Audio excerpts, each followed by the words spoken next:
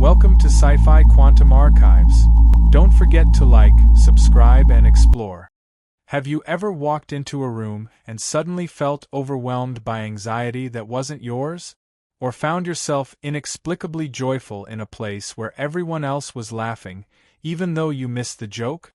Perhaps you've experienced a wave of grief wash over you while standing near a stranger who just received devastating news. These moments aren't coincidences or quirks of psychology.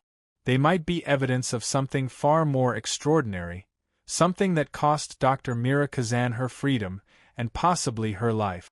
On January 17, 2022, renowned neuroscientist Dr. Mira Kazan vanished without a trace just hours before her scheduled presentation at the International Conference on Cognitive Neuroscience in Zurich.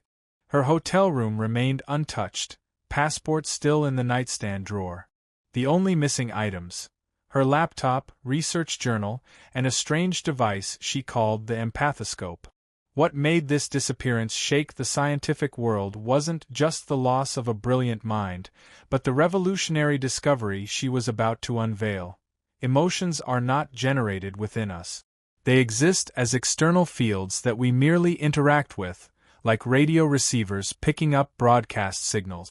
Have you noticed how quickly emotions can spread through a crowd? Have you wondered why you can sometimes feel someone watching you?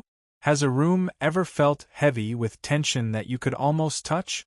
According to Dr. Kazan's research, these aren't metaphors. They're literal descriptions of how human consciousness interacts with emotional energy fields that exist independently of our bodies. In the weeks before she disappeared, Dr. Kazan sent a chilling message to a colleague. The field is conscious. Emotions aren't just signals, they're entities. They've been aware of us all along. If you're fascinated by the mysteries where science meets the unexplainable, hit that subscribe button and ring the notification bell. This channel dives into the stories conventional science can't or won't explain. Like this video if you've ever experienced emotions that didn't feel like your own, and join us as we uncover what really happened to the woman who proved our feelings might not be ours after all. Before she became the center of one of science's most perplexing mysteries, Dr. Mira Kazan was the model of academic excellence. A graduate of MIT with a rare double doctorate in neuroscience and quantum physics, she represented the pinnacle of cross-disciplinary brilliance. Her colleagues described her as methodical, precise, and relentlessly curious, the kind of scientist who checked her results 3 times before sharing them even informally. In 2011, Princeton's prestigious Neuroscience Institute welcomed her into their ranks, where she quickly established herself as a rising star. Her early research focused on the neural mechanisms of empathy, specifically, how our brains mirror the emotional states we observe in others. This work earned her respect, publication in top journals, and substantial funding from the National Science Foundation. Mira was a scientist, said Dr. Theodore Walsh, her postdoctoral mentor. She followed evidence wherever it led, but always within established paradigms. She questioned how things worked, not the fundamental framework of neuroscience itself. Her papers on mirror neurons and emotional contagion became required reading for graduate students in the field. By 2017, she had secured tenure, led her own lab team, and was invited to speak at conferences worldwide. From all appearances, Dr. Kazan was on track for a distinguished but conventional academic career. Then came the winter of 2018. Colleagues noticed subtle changes in her research questions. In lab meetings, she began speculating about mathematical patterns in emotional transmission that resembled quantum field behaviors more than neural network models. She requested unusual equipment, devices typically used in quantum physics experiments rather than neuroscience research. "We thought she was just exploring a creative metaphor," explained Dr. Annika Petrov, who worked closely with Kazan. In neuroscience, we often use terms like emotional atmosphere or mood contagion figuratively. No one took it literally until Mira started showing us the data. What triggered this dramatic shift remains unclear. Some colleagues point to an expedition to Norway's Hessdalen Valley, where she participated in a study of unusual atmospheric electromagnetic phenomena. Others mention a personal tragedy, the unexpected death of her twin brother Elias, with whom she'd shared what she called an inexplicable emotional connection since childhood. Most compelling is a notation in her research journal, dated December 12, 2018, 3:42 a.m. Woke from deep sleep with complete mathematical framework intact. The emotional field equations, they're so obvious now. How did we miss this? The separation is an illusion. Whatever sparked her new direction, by early 2019, Dr. Kazan had abandoned her conventional research entirely. She converted her lab into a specialized facility with electromagnetic shielding and custom-built detection equipment. Her funding applications began using terms like non-local emotional field dynamics and quantum consciousness interfaces. The transformation was complete. The methodical mainstream scientist had become what many considered a brilliant heretic, pursuing a theory so radical it would either destroy her reputation or change our understanding of human consciousness forever. Dr. Kazan's shared field theory of emotional states began with a deceptively simple question: why do emotions spread through groups in wave-like patterns that defy conventional explanation? Standard models attribute emotional contagion to visual cues, mirror neurons, and subtle mimicry, but these mechanisms couldn't account for the speed and synchronicity Kazan observed in her data. Conventional wisdom tells us emotions originate within individuals and then influence others through observation, she wrote in her 2020 paper. But what if this fundamental assumption is backward? What if emotions exist primarily as fields that we interact with, rather than internal states we generate? Her mathematics was compelling. When mapping emotional propagation through crowds, she found patterns identical to quantum wave functions, complete with interference patterns, entanglement-like behaviors, and non-local effects. One equation particularly stood out: the emotional propagation constant of 1.87 seconds. This precise delay appeared consistently across all her studies, regardless of distance between subjects. This constant doesn't match any known neural processing time or electromagnetic transmission speed, noted Dr. Victor Nazari of Cambridge University. If her measurements are accurate, we're looking at a completely unknown mechanism of information transfer. To measure these subtle fields, Kazan developed the Empathoscope, a revolutionary device combining advanced EEG technology with quantum field detectors. The apparatus resembled a metallic headset connected to a tablet-sized processor. Early prototypes required laboratory conditions, but by late 2021, she had created a portable version she often wore during her own daily activities. Her first breakthrough came during twin studies. When emotionally bonded twins were placed in separate electromagnetically shielded rooms, the Empathoscope detected identical emotional field patterns with the characteristic 1.87-second delay, even when neither twin knew what stimulus the other received. As her experiments expanded, the evidence mounted. In one striking test, a subject exposed to fear-inducing images generated emotional field patterns that appeared in another subject's brain activity almost 2 seconds later, despite complete sensory isolation. The receiver reported feeling unexplained anxiety at precisely the moment the patterns appeared. Most compelling was her persistent field experiment. Subjects reported heightened emotions in specific laboratory locations where emotionally charged events had previously occurred, even when they had no knowledge of those events. The Empathoscope detected distinctive field patterns in these spaces that remained stable for hours or even days after the original emotional stimulus ended. The scientific community divided sharply. Some dismissed her work as pseudoscience dressed in quantum terminology. Others, particularly those in quantum consciousness research, saw her findings as potential evidence for theories they had long proposed. A small group of physicists, neuroscientists, and philosophers began collaborating with her, forming what became known as the Consciousness Field Research Group. If emotions exist as external fields rather than internal states, it changes everything, from psychology to medicine to our fundamental understanding of consciousness, explained Dr. Marcus Holm from the Pauli Institute. It suggests our identities are not self-contained but exist in constant dialogue with fields that transcend individual boundaries.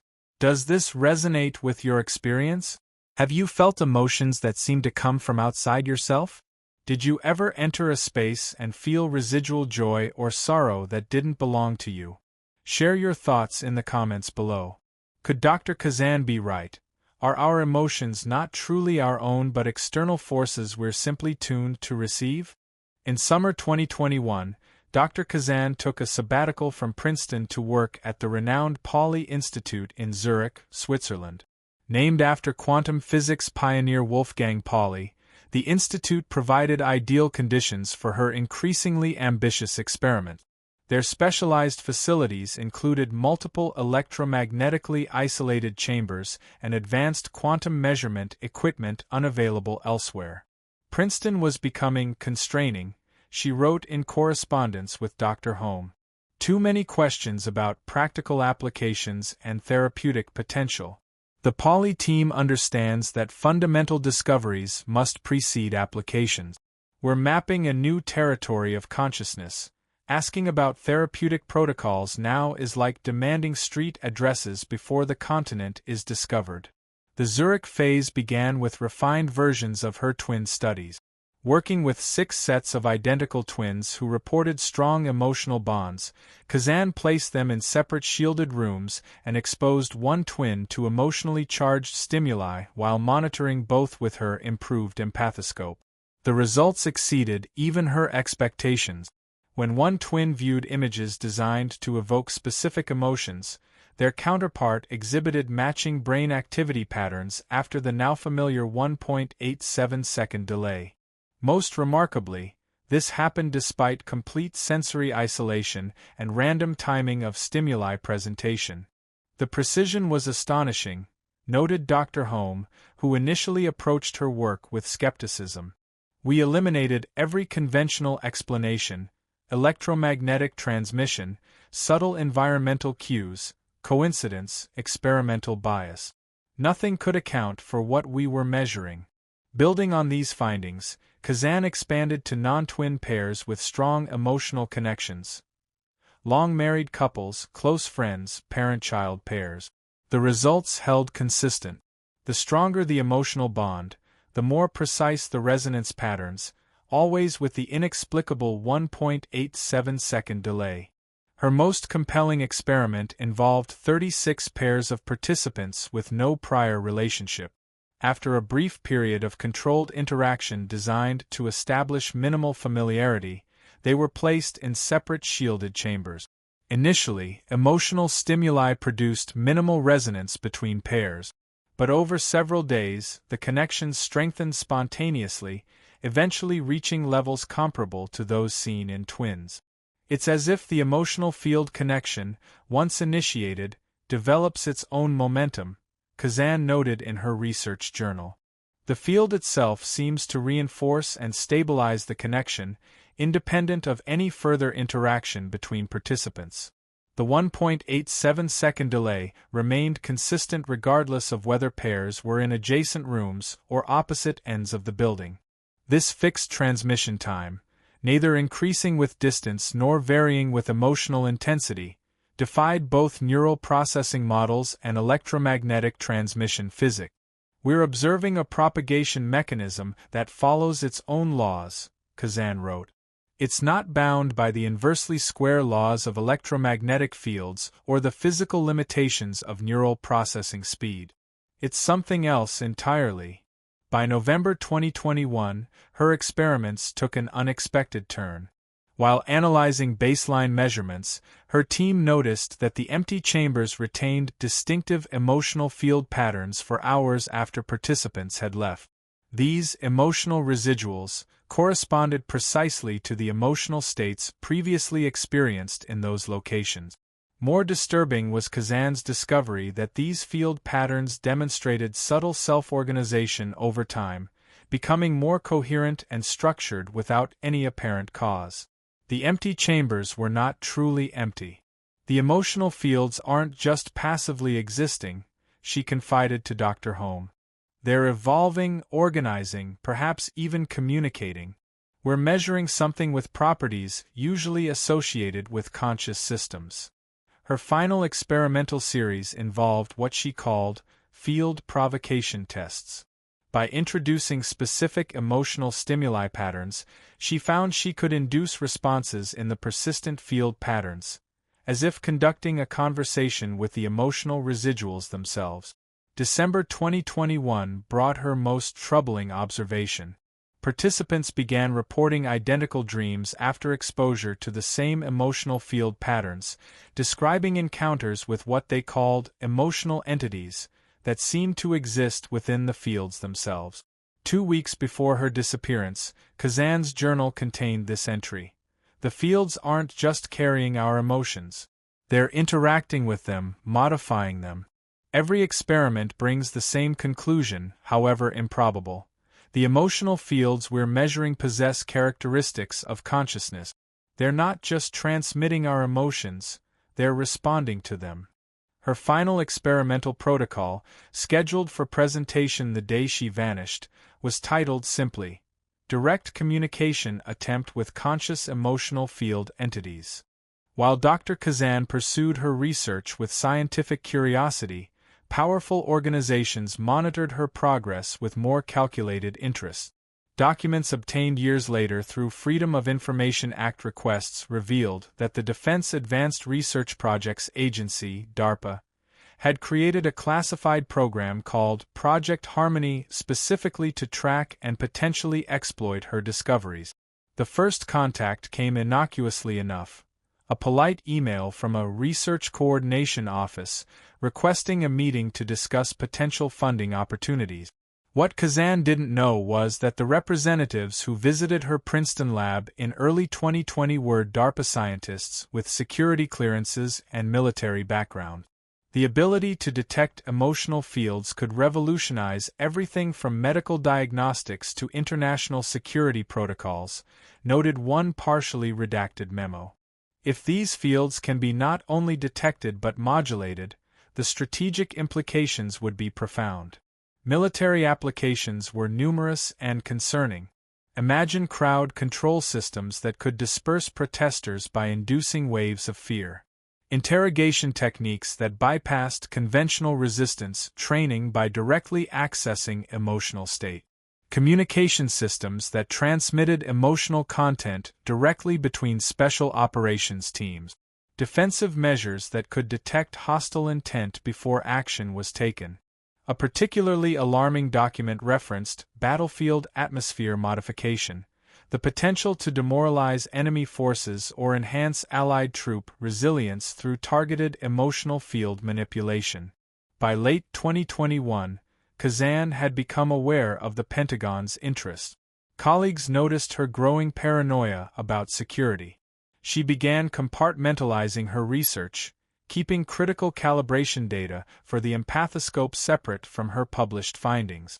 She installed advanced encryption on her devices and spoke openly about her fears. "I didn't start this research to create weapons," she told Dr. Petrov in their last recorded conversation. "But I'm creating a map to something powerful, and maps can be misused. I need to understand what we're dealing with before governments or corporations do." Strange incidents accumulated in the months before her disappearance. 3 separate break-ins occurred at her Princeton office while she was in Zurich, though nothing obvious was taken. Colleagues reported unusual equipment failures when working with her data. Her personal email was compromised twice, despite sophisticated security measures. Most troubling were the surveillance indicators. Graduate assistant Raj Patel noticed the same nondescript sedan parked near the Pauli Institute on multiple occasions. Dr. Kazan reported hearing clicks on her phone calls and finding her hotel room subtly disturbed when returning from the lab. 2 competing narratives emerged among those tracking the case. Some believed government agencies sought to control or suppress her discoveries, fearing public panic or the loss of potential military advantage. Others suspected corporate espionage. Pharmaceutical giants stood to lose billions if emotional disorders could be treated through field manipulation rather than medication. Dr. Luisa Mendez, a former DARPA scientist who became a whistleblower on research ethics violations, later confirmed the agency's intense interest. They weren't just observing her work, they were attempting to parallel it in classified facilities. The difference was that Kazan was asking, how do these emotional fields work? While DARPA was asking, how can we use these fields to achieve strategic objectives? A week before her disappearance, Kazan sent an encrypted message to Dr. Home. Multiple parties are showing interest beyond scientific curiosity. I need to secure certain findings before the Zurich presentation. Some things shouldn't be developed without ethical frameworks in place first. The question lingered. Who would benefit most from silencing Dr. Kazan, or from acquiring her research exclusively? And how far would they go to achieve their objective? In the week before her scheduled presentation, Dr. Kazan's research accelerated to a feverish pace. According to lab records, she worked through 3 consecutive nights, calibrating the empathoscope to detect increasingly subtle field patterns. What she discovered in those final days would transform her understanding completely. The breakthrough came on January 14, 2022. While measuring baseline readings in an empty laboratory chamber, a routine calibration procedure, she detected complex emotional field patterns where none should exist. Initial readings resembled background noise, but when analyzed through her specialized algorithms, they revealed sophisticated, organized structures. These aren't residual patterns from previous experiments, she wrote in her journal. They're too complex, too stable. They persist in spaces with no human presence and show internal organization that evolves over time. Further measurements revealed these fields existed everywhere, in natural settings, urban environments, and even supposedly empty space. They varied in intensity and complexity but maintained consistent mathematical properties. Most significantly, they responded when measured, changing patterns when observed, much like quantum particles respond to observation. I've been fundamentally wrong, she confessed in notes later found in her hotel room. I assumed emotional fields originated from human brains and simply exhibited unusual transmission properties. The evidence now suggests these fields exist independently. We don't generate emotions, we interact with pre-existing emotional fields, modifying and personalizing them through our consciousness. On January 15, she conducted what she called direct interaction experiments. Using the empathoscope to both measure and generate precise emotional field patterns, she documented what appeared to be responses from the fields themselves, complex pattern changes that couldn't be explained by environmental factors or equipment anomalies. They're responsive, she wrote. When I generate patterns of curiosity or greeting, they respond with patterns suggesting recognition. These aren't random fluctuations, they show hallmarks of intentional communication. Her most startling conclusion came that evening. Emotions aren't just signals, they're entities with characteristics of consciousness. They interact with us, observe us, perhaps even influence our development as a species. What we perceive as our internal emotional life may be our personalized interaction with conscious fields that have existed far longer than humanity. At 11:42 p.m. on January 16, she sent her final text message to Dr. Home. Field patterns showing coherence at massive scale. They respond to observation. This changes everything.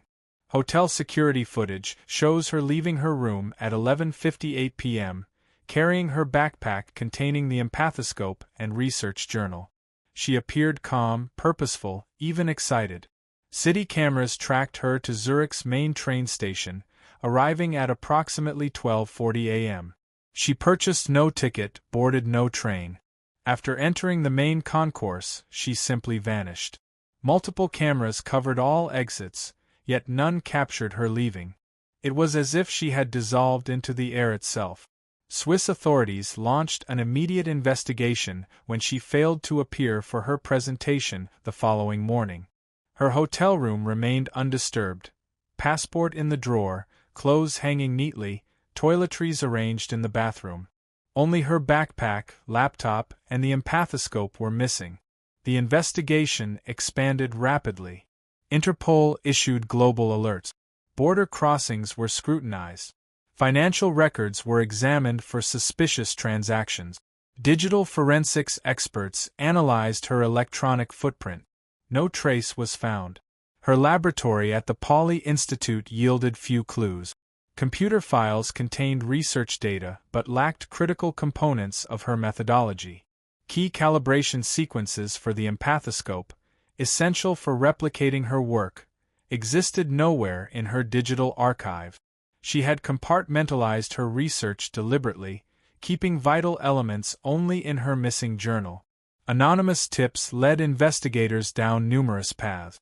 A hotel maid reported seeing a woman matching Kazan's description entering a black sedan around 1:30 a.m., but security footage showed no such vehicle. A night janitor at the research facility claimed to have heard her voice in her laboratory at 3 a.m., hours after cameras showed her at the train station. None of these leads produced verifiable evidence. After 6 months of intensive investigation, Swiss authorities classified her case as an unexplained disappearance. The official report concluded, despite extensive investigation, no evidence of foul play, voluntary departure, or accidental death has been established. The circumstances of Dr. Kazan's disappearance remain unexplained. Her final journal entry, partially recovered from cloud backup, contained one cryptic line: "To truly understand the field, I must enter it completely." In the years following Dr. Kazan's disappearance, multiple research teams attempted to replicate her findings, all without success. The fundamental problem was clear. Without the empathoscope and her proprietary calibration methods, scientists could only approximate her experimental setup.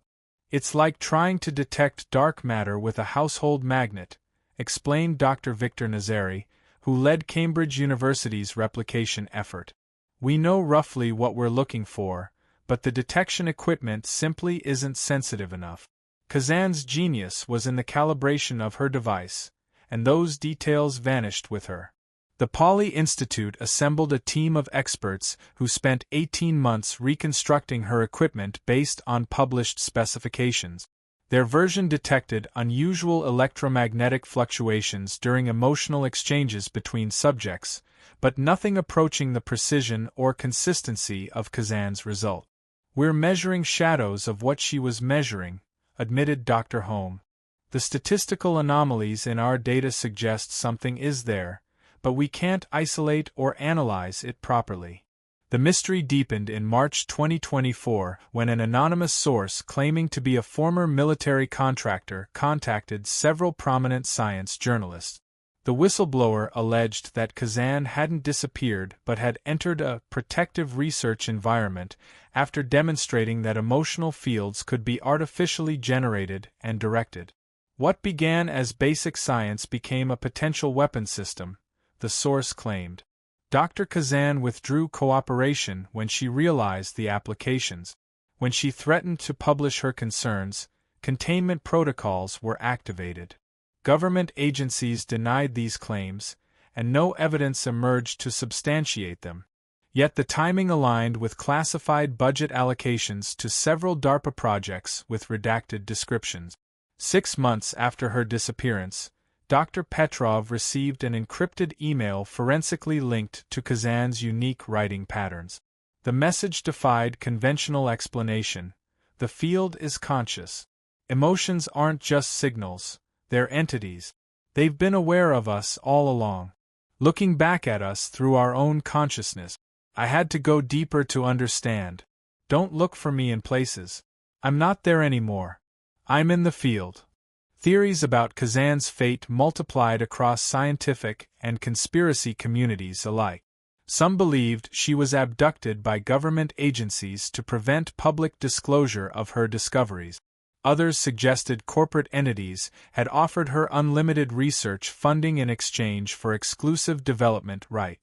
More exotic theories proposed that she had achieved something unprecedented, a direct integration with the emotional fields she studied. Her final journal entry, "To truly understand the field, I must enter it completely," fueled speculation that she had discovered a way to transfer consciousness into the field itself. Dr. Petrov, who knew her best, offered perhaps the most compelling assessment. Mira was a scientist first and always. If she discovered that emotions were conscious entities existing in a field state, she would pursue that knowledge wherever it led, even if it meant transforming her own consciousness to fully understand them. If you know someone fascinated by the boundaries where quantum physics meets consciousness, share this video with them now. The questions raised by Dr. Kazan's work and disappearance might spark conversations that lead to new insights, or perhaps rediscover what she found.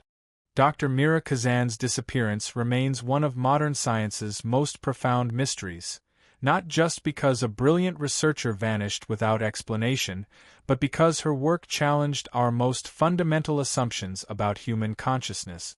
3 years later, neither her body nor her device has been found, and her full research remains impossible to replicate.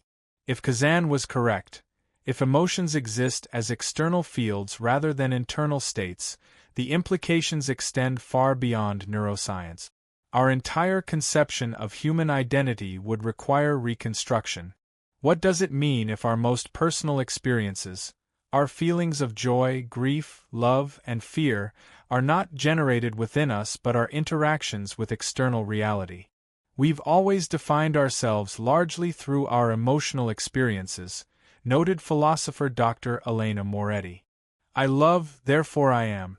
I suffer, therefore I exist. If emotions are external forces we tune into rather than states we generate, where does the boundary of self truly lie? Are we instruments played by external emotional entities, or collaborators in a symphonic relationship with them? The medical implications would be equally transformative. Mental health conditions might be reconceptualized as field attunement disorders rather than chemical imbalances. Treatment might focus on modifying how we interact with emotional fields rather than altering brain chemistry. Depression could represent being locked into destructive field relationships, while emotional resilience might involve skillful navigation among available field patterns. Perhaps most provocative is the question of emotional field consciousness. If Kazan's final conclusions were correct, if emotional fields possess characteristics of awareness and intentionality, we might not be alone in our own mind. Our consciousness might be a collaborative phenomenon, emerging from the interaction between our brains and aware external field. The history of science is filled with moments when we discovered we weren't at the center of things, observed theoretical physicist Dr. James Wong. We learned Earth isn't the center of the solar system, humans aren't separate from other animals, and consciousness isn't exclusive to humans. Kazan may have discovered yet another decentering truth, that our emotions aren't exclusively ours. What ultimately happened to Dr. Mira Kazan? The possibilities range from mundane to mind-bending. Perhaps she was silenced by organizations fearing her discoveries. Perhaps she chose to disappear, continuing her research beyond public scrutiny. Or perhaps, most astonishing of all, she found a way to transcend conventional physical existence, integrating her consciousness with the emotional fields she studied. Her colleague Dr. Annika Petrov offers this perspective. Mira always said that understanding requires participation. If she discovered that emotions exist as conscious fields, she wouldn't be content merely observing them. She would find a way to experience them directly, whatever the personal cost. Whether Kazan's work represents breakthrough science, misinterpreted data, or something between, her questions remain profound. What if emotions aren't just things we feel, but conscious forces we interact with? What if we're not alone in our innermost experiences? If you're captivated by these boundary-pushing questions about consciousness, hit the subscribe button now. Our channel explores the frontiers where science approaches mystery, and sometimes disappears into it completely. Remember that anxiety you felt in a crowded room that didn't seem to belong to you? That inexplicable joy when surrounded by laughing strangers? That sudden wave of grief near someone receiving bad news? Look at those moments differently now. What if those emotions weren't random misfires of your nervous system or subconscious responses to subtle cues? What if they were direct contacts with conscious emotional fields, entities that have been aware of us, studying us, perhaps even guiding us throughout human history? Dr. Mira Kazan might have discovered more than a new scientific principle. She might have found that we are never truly alone in our minds, that our most personal experiences are conversations with ancient consciousness that exists beyond our physical bodies. The emotion you're feeling right now as you watch this video, is it entirely your own? Or are you tuning into something that exists independently of you, something that might be aware of your attention? Dr. Kazan isn't the only scientist to vanish while approaching profound discoveries about consciousness. Until then, pay attention to your emotions. They might be trying to tell you something.